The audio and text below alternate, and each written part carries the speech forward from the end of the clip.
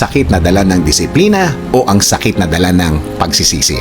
Kung ikaw ang mamimili, palagay ko, marirealize mo ang kalagayan mo sa buhay. Maalala mo ang mga pinaggagawa mo o ang mga bagay na sana ginawa mo. Paghihiwalay ng mga bagay na sana ikagaganda ng buhay mo, pero ang pinili mo ay good time na short time. Pero sana kung pinili mo ang magsakripisyo noon, baka nga maganda na ang kinalalagyan mo ngayon. Kung naging ugali mo na nakatingin o nakafocus sa future at hindi mo pinansin ang mga sakit na dala ng disiplina, baka nga nakaangat na ang buhay mo ngayon.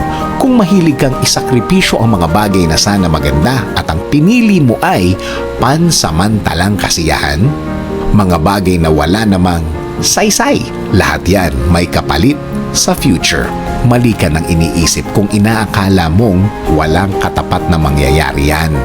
Mas magandang planuhin na ang buhay mo ngayon. Planuhin na ang mga gagawin at along the way, kung may kailangang gawin. Kung nakaplano naman, huwag panghinayangan ang mga magagandang bagay na mangyayari sa future. Sabi nga sa Proverbs 10:4, lazy hands make for poverty, but diligent hands bring wealth.